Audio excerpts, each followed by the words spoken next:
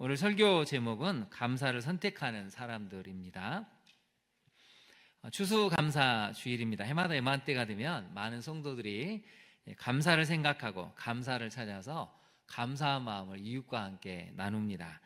인생에서 가장 큰 감사는 여러분 무엇입니까? 인생에서 가장 큰 감사가 여러 가지가 있겠죠.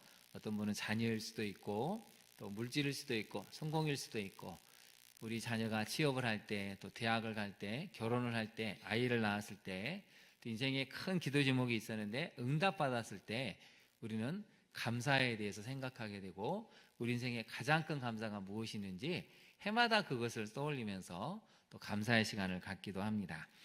여러분에게 있어서 가장 큰 감사는 무엇입니까? 2024년을 지내오시면서 여러분 인생에서 가장 큰 감사를 꼽으라면 어떤 것이 있겠습니까? 모두 다 나름대로 기도 제목이 또 감사 제목이 있겠지만, 여러분 성도에게 가장 큰 감사는 구원받음에 대한 것입니다. 우리 성도는 구원받음에 대한 감사가 가장 큰 감사가 되어야 합니다. 죄에서 구원받아 하나님의 자녀가 된 것이야말로 우리가 가장 큰 감사를 드려야 할 제목이고, 또 여전히 해마다 이 감사를 놓치지 않는 제목 중에 하나가 되어야 한다는 것이죠. 구원받음에 대한 감사는 모든 감사에 대한 출발점이 됩니다. 그러면 우리가 감사를 평생 잘 하려면 어떻게 해야 될까요? 이제 오늘 본문의 메시지를 한번 살펴보시면서 같이 봐보겠습니다. 첫 번째 메시지입니다. 개인과 가정, 교회와 나라의 여러 위기 가운데서도 신앙의 흐름을 이어갈 때 감사를 이어가는 이 신앙의 가문이 된다는 것이죠. 여러분 오늘 본문을 잠깐 보실까요? 본문을 보시면 첫 번째 아삽이라는 사람이 나옵니다. 아삽의 중손 이렇게 시작이 되죠. 맏다냐의 조상, 오늘 본문에 등장하는 맏다냐라는 사람이 있는데요, 맏다냐의 조상은 아삽인데요, 거기다 메모리해 보실까요? 아삽의 이름 뜻은 모으는 자라는 뜻입니다. 이름 뜻이 참 특이하죠. 모으는데 무엇을 모을까요? 세상 사람처럼 재물을 모으는 것이 아니고 은혜를 모으고 감사를 모으고 하나님의 은총을 모아서 그걸 또 사람들을 모아서 같이 나누는 역할을 한다는 그런 이름 뜻이 이 아삽에게 담겨져 있습니다. 아삽은 레이지파 사람으로 다윗 왕 시절에 여호와를 칭송하고 감사하며 찬양하게 했던 우두머리였습니다. 여러분 이 사람은 무려 시편을 13편이나 지었는데요, 시편 50편과 시편 73편에서 83편까지 시편만 13편을 지은 탁월한 작시자입니다. 굉장히 문학적 감수성이 뛰어났던 사람인 것 같습니다.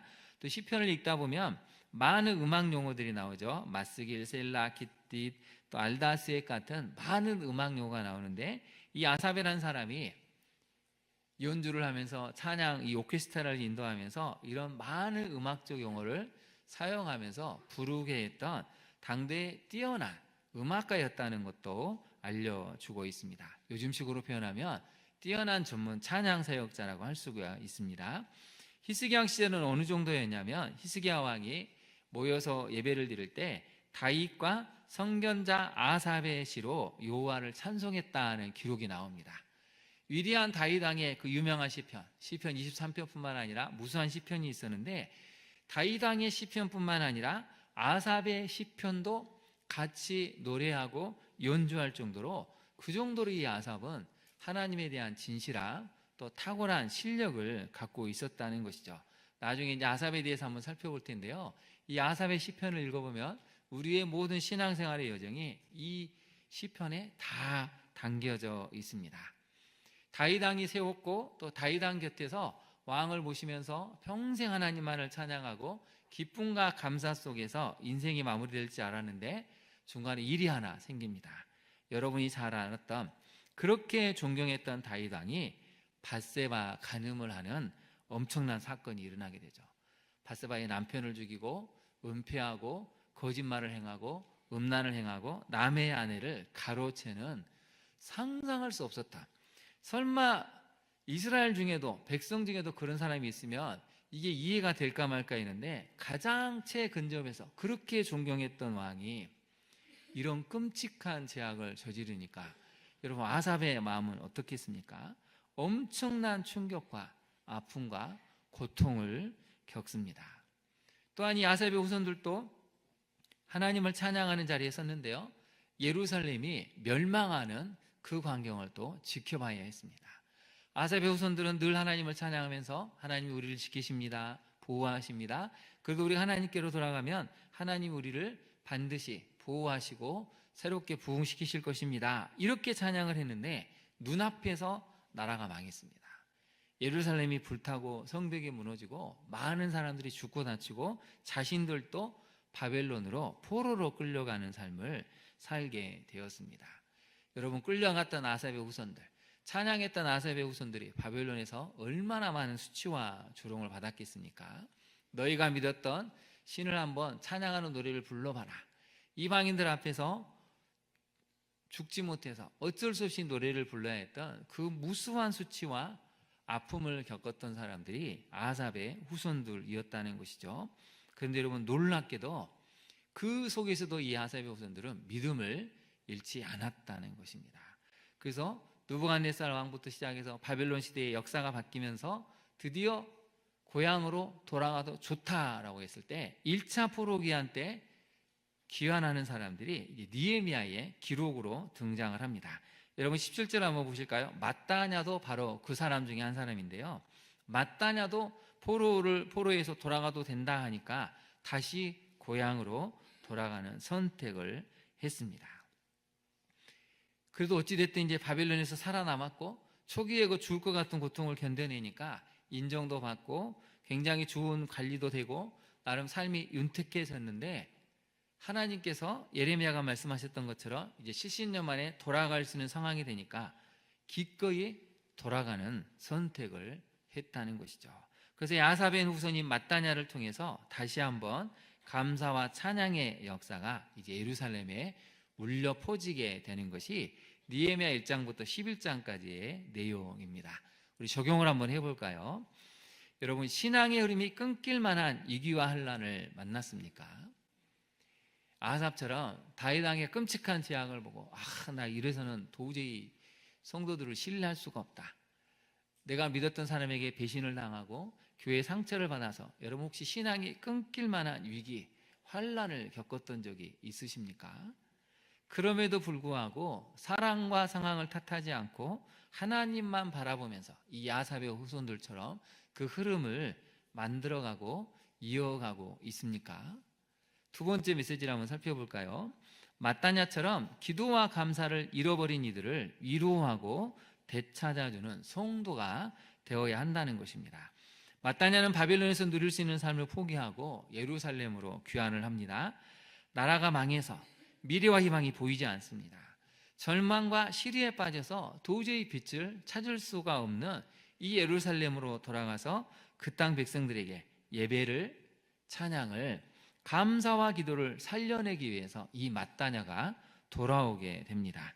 그래서 그럼 17절을 한번 볼까요? 마따냐인데 그 사람은 뭐 하는 사람인지 거기에 나오죠. 밑줄을 그어보실까요? 기도할 때에 감사하는 말씀을 인도하는 자가 되었다. 그래서 사역자들, 목회자들 뿐만 아니라 우리 찬양대가 하는 일은 무엇입니까? 감사하는 말씀을 인도하는 자가 되도록 기도도 하고 찬양도 해야 된다는 것입니다. 아삽의 때부터 가정과 가문에 계승된 이 레위지파의 정체성이 소실되지 않고 계속 이어졌다는 것이죠. 충분히 원망할 수 있고 충분히 불평할 수 있고 하나님이 어쩌면 이러실 수 있느냐, 그리고 너무나 믿었던 사람의 배신을 통해서 신앙이 완전히 불가능할 정도로 배신감에 사로잡혀서 저버릴 수도 있는 그 상황인데도 불구하고 아삽도 마따냐도 후손들도 그래도 믿음은 붙들었다는 것이죠. 그 믿음을 붙들었던 그 사람들 때문에 성벽이 재건되는 그 시기에 마따냐를 통해서 다시 한번 감사와 기도가 일어나기 시작한다는 것입니다. 상실과 아픔만 있는 시대에 이 마따냐의 등장은 예루살렘에 다시금 예배와 말씀, 기도와 감사가 회복되는 시작을 알려주고 있습니다. 적용을 한번 해볼까요? 여러분, 최근 기도와 감사, 웃음과 기쁨을 잃어버렸습니까? 여러분, 1월 1일부터 오늘까지 웃은 적이 많았습니까? 우울한 적이 많았습니까? 우리 옆에 분을 한번 바라보시죠. 옆에 분은 웃은 적이 많았을까요? 우울한 적이 많았을까요? 표정을 보면 알 수가 있겠죠. 왜 여러분 웃음을 잃어버렸습니까? 왜 기쁨을 잃어버렸을까요? 그 사람 때문에? 그 환경 때문에? 근데 아삽도 마따냐도 아삽의 후손들도 처음에는 그 사람 때문에, 그 환경 때문에 충분히 원망하고 충분히 미워하고 정말 죽을 것 같은 고통을 겪었습니다. 근데 한 가지는 붙들었다는 것이죠. 하나님은 살아계시다. 그 한 가지 사실 때문에 잃어버렸던 기도와 감사를 웃음과 기쁨을 회복했다는 것입니다. 그래서 여러분, 우리는 뭘 해야 됩니까? 그러한 감정들을 다시 되찾아야 한다는 것이죠. 웃고 기뻐하고 감사할 수 있고 기도하면서 찬양할 수 있는 그러한 감정들을 다시 되찾아야 되고 또 되찾아주는 사람이 되기를 우리가 소망해야 한다는 것입니다. 오늘 예배드리는 우리 모두가 이러한 사람이 되기를 진심으로 축원합니다. 세 번째로 한번 살펴볼까요? 여러분, 기도와 감사가 회복될 때 무너진 장벽이 재건되고 완공이 됩니다. 기도는 하나님께서 하신 일을 기억하게 하고 하나님께 돌아가게 하는 힘이 있습니다. 그래서 여러분, 기도를 하면 할수록 하나님이 과거에 행하셨던 일들이 기억이 납니다. 그러면서 하나님께로 돌아가야 되겠구나. 평생 그 사람을 원망하고 평생 그 환경을 탓하는 게 아니라 하나님께 돌아가서 희망을 찾아야 되겠구나. 이게 기도가 하는 역할입니다. 감사는 그러면 무슨 역할을 할까요? 무기력한 영혼에 생기를 불어넣어서 믿음의 시선으로 상황을 뛰어넘는 희망을 발견하게 합니다. 그래서 여러분, 감사하다는 이야기를 하면 할수록 내 마음에 긍정적인 은혜가 작동하기 시작하죠. 감사가 사라진 마음에는, 사람의 마음에는 뭐가 있겠습니까? 부정적인 감정만 있죠. 분노와 원망과 탓함과 무력감과 허탈감과 허무감만 있습니다. 근데 감사하면 내 안에 생기가 들어오기 시작하죠. 하나님이 살아계시다는 그 한 가지 사실을 믿음이 생기기 시작하고, 그러면서 감사하면서 내 안에 긍정적인 시선이 드디어 나타나기 시작을 합니다. 그래서 여러분, 만날 때마다, 우리 성도님들을 만날 때마다 늘 감사하십시오. 오늘 집사님, 권사님, 장로님 때문에 감사합니다. 오늘 일해야 하는 것 때문에 당신에게 감사합니다. 가정에서도 감사를 할 수 있다면 가정이 천국이 되겠죠. 남편 탓이다, 아내 탓이다, 아들 탓이다, 딸 탓이다 하면 그 가정에는 여러분 기쁨이 다 사라지게 됩니다. 우리 다시 한번 옆에 성도님들에게 한번 고백해 볼까요? 우리 집사님, 권사님, 장로님 때문에 제가 너무 감사합니다. 한번 해볼까요? 시작. 우리 집사님, 장로님, 감사님 때문에 제가 너무 감사합니다. 예, 감사한 인생을 사랑하십시오. 네.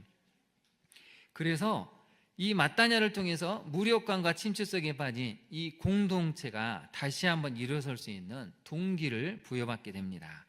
한 사람이 가지고 있는 이 감사와 기도, 말씀의 힘이 공동체 전체를 깨우고 은혜의 불씨를 되살리게 되었다는 것이죠. 마따냐 한 사람이 바벨론에서 돌아옴으로 다시 한번 기도를 통해서 감사와 말씀, 사라져버렸던, 소실되었던 이 은혜가 다시 한번 활활 타오르게 된다는 것입니다. 여러분, 나 한 사람의 신앙이 공동체 전체를 살리기도 하고 무너뜨리기도 합니다. 나는 어떤 사람입니까? 감사를 통해서, 은혜를 통해서 우리 공동체를 살리는 사람입니까? 아니면 아직도 그 사람을, 그 환경을 탓하면서 스스로 무너져 가는 사람입니까? 적용을 한번 해볼까요? 여러분, 기도와 감사가 시루와 절망에 빠진 이들을 일으켜 세워주는 원동력임을 알고 있습니까? 가정의 한숨과 절망, 비난과 원망이 있을 때 기도와 감사로 그것을 무너뜨리고 새로이 은혜의 성벽을 재건하고 있습니까? 한 가지는 분명합니다. 감사와 기도가 우리를 일으켜 세우게 된다는 것이죠.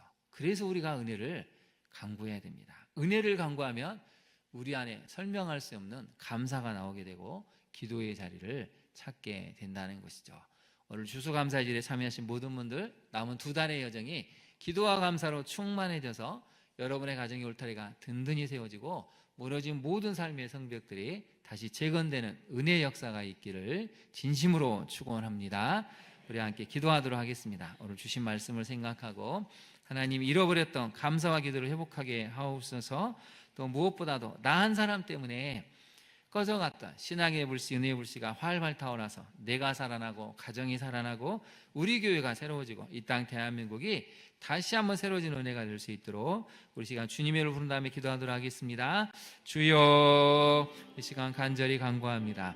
하나님, 나 한 사람이 얼마나 소중한지를 깨닫게 되었습니다. 주님, 나 한 사람이 얼마나 중요한 역할을 감당하고 있는지 깨달았습니다.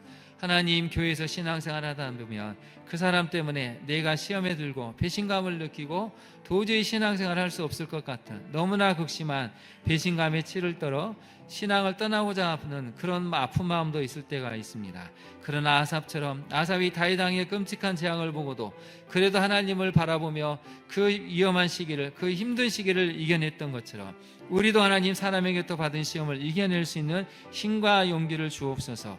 아삽의 후손들처럼 나라가 망하는 것을 보고 포로로 끌려갔을지라도 끝까지 하나님을 바라보며 신앙의 정체성을 가졌기에 마따냐처럼 다시 돌아와 잃어버렸던, 사라졌던 예배를, 감사를, 기쁨을, 기도를 회복시켰던 그 마따냐와 같은 인생이 우리가 되기를 소망합니다. 하나님, 우리 모두의 가정을 붙들어 주옵소서. 가정에 돈이 없어서가 아니라 하나님, 우리에게는 사랑이 없어서, 서로에 대한 감사가 없어서 이렇게 많은 가정들이 다툼과 분열과 냉랭함과 미움과 원망만이 가득한 것을 보게 됩니다. 주님, 우리가 다시 한번 추수감사주일에 감사를 회복하여 남편이 아내에게, 아내가 남편에게, 부모와 자녀에게, 자녀가 부모에게 서로 감사를 고백함으로 다시 한번 가정들이 살아나게 하옵소서. 서러운 은혜의 불씨가 모두가 타올라서 모두가 다 회복하고 기쁨으로 나아갈 수 있는 새로운 회복의 역사를, 기도와 감사의 역사를 시작케 하여 주옵소서. 이렇게 인도하신 하나님을 찬양하며 예수님의 이름으로 기도합니다. 아멘.